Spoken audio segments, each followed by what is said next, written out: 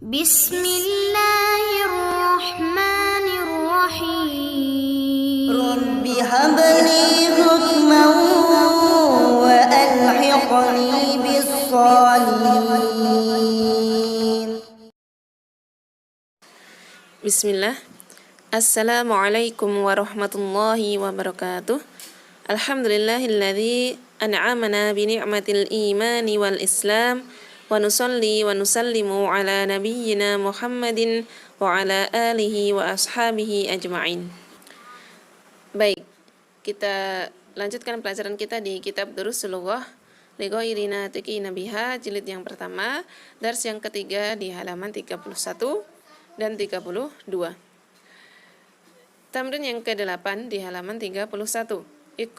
Iqra'il misal al-ati summa kawwin as'ilatan mislahu musyiran ila surit taliyati. Baik, ini kita baca contohnya ya. Misalnya nih ya, nomor 1, kitabu man hadza. Di situ ada gambar kitab kan ya. Lalu kita pertanyakan, ini kitab siapa? Kitabu man hadza.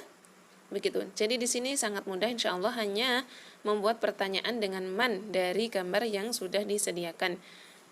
Nomor 2, di situ ada gambar pena. Jadi qalamu man hadza. Qalamu man hadza.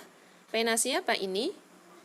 Susunan kitabu man, qalamu man itu nanti menghasilkan jawaban dengan susunan idhofah. Misal ya, kitabu man hadza. Hadza kitabu Muhammadin. Kitab siapa ini? Ini adalah kitabnya Muhammad, ya. Begitu juga dengan seterusnya. Nomor 3, di situ ada komisun, lalu ada baitun dan juga sarirun. Komisu man hadza. Lalu yang baitunnya bisa juga menjadi baitu man dzalika. Baitu man dzalika. Lalu sarirun, sariru man hadza. Baik. Insyaallah mudah di bab ini ya, membuat pertanyaan dari benda yang sudah disediakan. Di tamrin yang ke-9, sebenarnya ini kita sudah membahas ya di awal, insyaallah di dars yang ke-5 kemarin, bisa disimak kembali videonya. Di tamrin yang ke-9 kita baca sama-sama ismun dan ibnun. Nah, ismun dan ibnun ini salah satu atau dua di antara contoh dari hamzatul wasli, isim yang menggunakan hamzah wasl, atau isim yang didahului dengan hamzah wasl. Ismun, ismul waladi Muhammadun, namanya anak laki-laki itu Muhammad. Wasmul binti Zainabu. Wasmul binti Zainabu.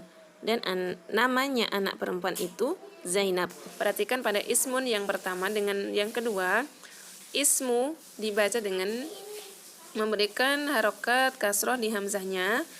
Lalu di yang kedua wasmu, di situ hamzah wasolnya tidak terbaca.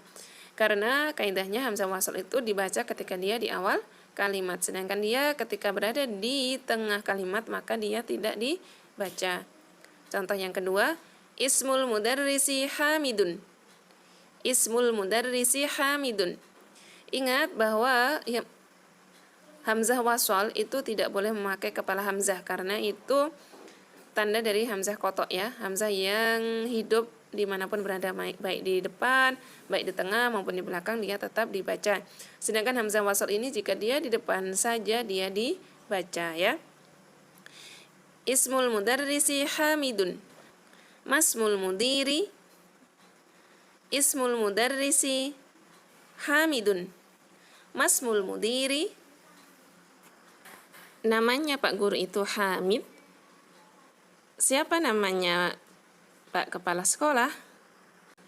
Contoh dari penggunaan lafadz ismun ya, ingat kaidahnya. Sekarang kita ke ibnun. Ibnu Khalidin fil madrasati wa ibnu Hamidin fil jami'ati. Ibnu Khalidin fil madrasati wa ibnu Hamidin fil jami'ati. Bukan wa ibnu lagi ya, tetapi wa ibnu. Kenapa hamzahnya hamzah wasl? Maka ketika dia di tengah tidak dibaca. Ibnul mudarrisi fil fasli. Aina ibnul mudiri. Susunan ibnul mudarrisi, kemudian ibnul mudiri, kemudian ibnu Hamidin, ibnu Khalidin, ismul mudarrisi, kemudian ismul mudiri, kemudian ismul waladi, kemudian susunan ismul binti itu termasuk idhofah. Nah, di sini yang dibahas adalah cara penggunaan ismun dan ibnun baik di depan maupun di tengah. Insyaallah taala ini sudah kita bahas, insyaallah mudah. Dan untuk memungkinkan pemahaman kita, maka saya harapkan dibaca nanti dibaca gitu ya. Jadi supaya kita terlatih, terbiasa dan tidak mudah lupa ya. Sekarang kita ke halaman 32 dari kitab Darus Lughah jilid yang pertama. Di tamrin yang ini kita disuruh oleh penulis untuk membaca berulang-ulang supaya kita memahami kaidah ibnu dan ismun baik di depan maupun di belakang. Baik, yuk kita baca sama-sama. Nomor 1, Ibnu Muhammadin fil Iraqi wa ibnu Hamidin fil Hindi. Kita ulang ya. Ibnu Muhammadin fil Iraqi wa ibnu Hamidin fil Hindi. Anak lelakinya Muhammad di Irak dan anak lelaki Hamid di India. Nomor 2, kharaja benu. Perhatikan ibnunya di tengah. Kharaja benu tabibi minal baiti. Kharaja benu tabibi minal baiti. Telah keluar anak laki-lakinya Pak Dokter dari rumah.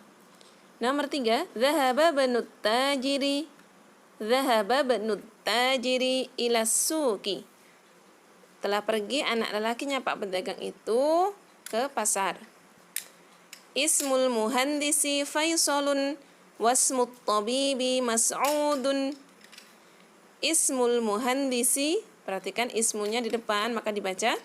Lalu wasmut tabibi, dan namanya dokter itu Mas'udun. Wasmu di tengah maka hamzahnya tidak dibaca. Nomor 5, masmur rajuli. Masmur rajuli, siapa nama laki-laki itu? Nomor 6, ibnu man anta.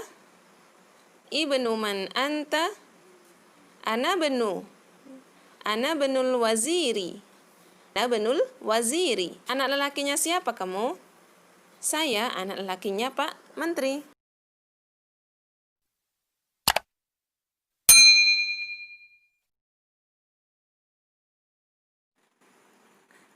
Al-kalimatul jadidah, kata-kata baru di bab yang ini. Ar-rasulu, rasul ya, utusan. Kemudian al-ka'batu, Ka'bah. Al-ismu, nama. Al-ibnu, anak laki-laki ya. Ini ismun dan ibnun. Jika digabung dengan al maka tidak dibaca al-ismu, bukan al-ibnu tapi al-ismu, al-ibnu. Kemudian ada al-ammu, paman dari pihak bapak. Jadi saudara bapak. Lalu al-khalu, paman juga, yaitu dari pihak ibu. Al-hakimatu, tas. As-sayyaratu, mobil. Asy-syari'u, jalan raya. Mughlaqun, tertutup atau terkunci. Tahta, di bawah. Hunaka, di sana. Kalau di sini huna gitu ya. Hunaka di sana, huna di sini. Al-muhandisu, insinyur atau arsitek. Sayyaratul mudarrisi. Nah, susunan ini adalah mudhaf dan mudhaf ilaih. Mudhafun tidak boleh memakai al dan tidak boleh bertanwin. Al-mudarris sebagai mudhafun ilaih maka memakai al.